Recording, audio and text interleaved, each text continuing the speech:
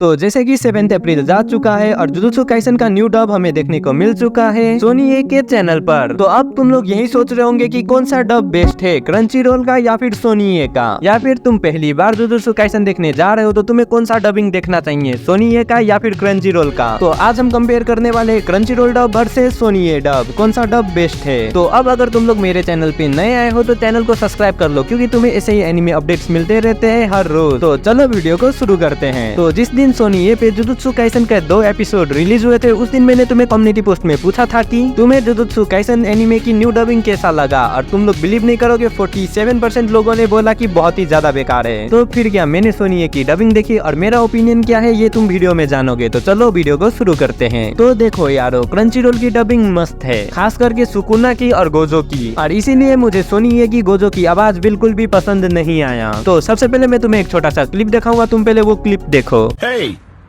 मेरे आने का कोई प्लान नहीं था, लेकिन तुम्हारी हालत खराब हो रही थी। चलो सेकंड ईयर वालों को दिखाए। चलो। जी हाँ, वैसे मैं यहाँ आने वाला नहीं था, लेकिन तुम्हारी हालत इतनी खराब है कि सेकंड ईयर वालों को दिखाना ही होगा।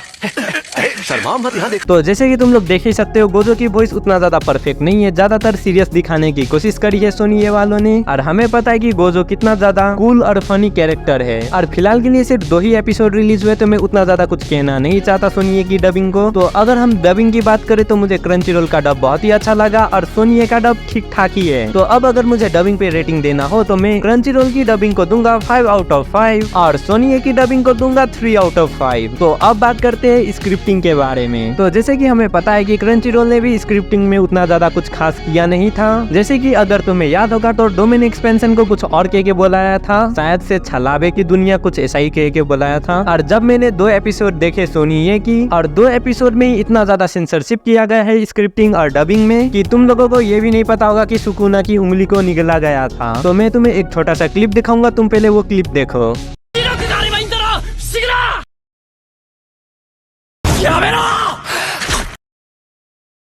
ह्यूमन सुकुना की उंगली वो स्पेशल ग्रेड शार्पित चीज है, बहुत जहरीली है ये। तो जैसे कि तुम लोग देख सकते हो कि जब सुकुना की उंगली को निकला गया था वो पार्ट सोनी ने हिंदी डब किया ही नहीं है, और क्योंकि इसकी ऑडियो जापानीज में है, यानी कि ये टीवी में भी दिखाया नहीं गया था। और सिर्फ इतना ही नहीं, सेंसरशिप इतना ज्यादा किया गया था कि कुछ जगह पे तो हमें ब्लैक स्क्रीन करके दिखाया गया था, जैसे कि तुम ये वाली क्लिप में देख ही सकते हो।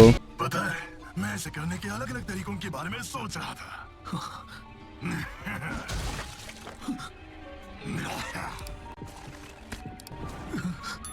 तुम क्या कर रहे हो?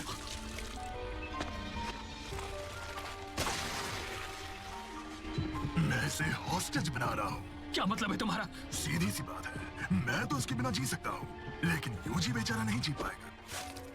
अगर इसने मेरे साथ स्विच किया तो ये नहीं बच पाएगा। और ये क्लिप देखने के बाद तुम्हें पता चल ही चुका होगा कि कितना ज्यादा सेंसरशिप किया गया है। और अभी तो सिर्फ कुछ ही एपिसोड रिलीज हुए हैं जुजुत्सु काइसन एनिमे के, ना जाने आगे के एपिसोड में वो लोग कितना ज्यादा सेंसर करने वाले हैं। तो अगर तुम्हें सच में जुजुत्सु काइसन को एंजॉय करना है तो तुम लोग क्रंची रोल के प्लेटफॉर्म पर ही जाके देखना। तो अब अगर हम दोनों डब की रेटिंग दे तो मुझे क्रंची रोल की स्क्रिप्टिंग अच्छी लगी सोनी के स्क्रिप्टिंग के मामले में। तो अब बात करते हैं कि कौन सी डबिंग तुम्हें देखनी चाहिए, क्रंची रोल की डबिंग या फिर सोनी की डबिंग। तो अगर तुम लोग मेरी ओपिनियन मानो तो मैं तो बोलूंगा तुम लोग क्रंची रोल की डबिंग देखो, क्योंकि क्रंची रोल की स्क्रिप्टिंग भी सोनी की स्क्रिप्टिंग से अच्छी है और डबिंग तो बहुत ही ज्यादा अच्छी है। तो अब बात करते हैं कि क्या सोनी की रीडब को टीआरपी मिलेगी। तो देखो, ऑफिशियली तरह से हमें टीआरपी के बारे में कुछ भी नहीं पता है, पर अगर मैं तुम्हें अपना ओपिनियन बताऊं तो मुझे नहीं लगता कि सोनी की रीडबिंग को टीआरपी मिलेगी, क्योंकि जुजुत्सु काइसन एनिमे के सीजन 1 और सीजन 2 काफी टाइम पहले ही डब हो चुका है हिंदी डब में। तो जिस एनिमे फैन ने पहले ही जुजुत्सु काइसन को देख लिया है वो दोबारा ही रिवॉच क्यों ही करेगा, वो भी डिफरेंट डब में। और जो न्यू ऑडियंस है, यानी कि जिसने सोनी पे पहली बार जुजुत्सु काइसन एनीमे को हिंदी डब में देखा है, जब उन लोगों को पता चलेगा कि क्रंची रोल में ये एनीमे पहले से ही डब हो चुका है तो वो लोग डायरेक्ट क्रंची रोल पे जाएंगे, और जो क्रंची रोल को अफोर्ड नहीं कर सकता वो कोई भी थर्ड पार्टी एप्लीकेशन पे जाके देख लेंगे। यानी कि जहाँ तक मुझे लगता है कि सोनी को टीआरपी मिल सकता है इसी वीक तक। और जब सैटरडे और संडे आएगा और उस टाइम पे जब सोनी पर जुजुत्सु काइसन एनीमे नहीं दिखा रहा होगा तो न्यू हिंदी डब फैंस जाकर क्रंचीरोल डबिंग को ही देखेंगे, क्योंकि सोनिए में तुम 10 एपिसोड वीकली देख सकते हो और क्रंचीरोल में तुम एक वीक में 2 सीजन ही खत्म कर दोगे। तो मान के चलो जैसे जैसे दिन बीतता जाएगा वैसे वैसे जुजुत्सु काइसन एनिमे की टीआरपी कम होता जाएगा। तो अब अगर तुम लोग मेरी बात मानो तो मैं डायरेक्ट बोलूंगा कि तुम लोग सोनिए की डबिंग को इग्नोर करो, क्योंकि अगर तुमने जुजुत्सु काइसन को रीडब में वॉच किया और उन्हें अच्छा खासा टीआरपी मिल जाएगा तो फिर सोनिए न्यू एनिमे को कम लाएंगे और जो ऑलरेडी डब हो चुका है उसी एनिमे को रीडब करके तुम्हें फिर से दिखाएंगे। और ये चीज बंद करने के लिए तुम्हें एक ही काम करना पड़ेगा कि इग्नोर करो रीडब को, क्योंकि अभी के टाइम पे एनिमे टाइम्स ने भी एक एनिमे को रीडब किया है और अभी के लिए लीक्स निकल के आ रहा है कि सोनिए एक और एनिमे को रीडब करेगा जिसका नाम है डॉक्टर स्टोन। तो अगर तुम्हें ये रीडब वाली बकचोदी बंद करनी है तो इग्नोर करो वो सारे रीडब वाले एनिमे जो कि ऑलरेडी अच्छे डब में अवेलेबल है। तो यार बस आज वाली वीडियो के लिए इतना ही। वीडियो पसंद आया हो तो लाइक शेयर करो, चैनल को मारो सब्सक्राइब। मैं मिलता हूँ तुम्हें कल न्यू एनिमे न्यू टॉपिक के साथ, तब तक के लिए बाय बाय।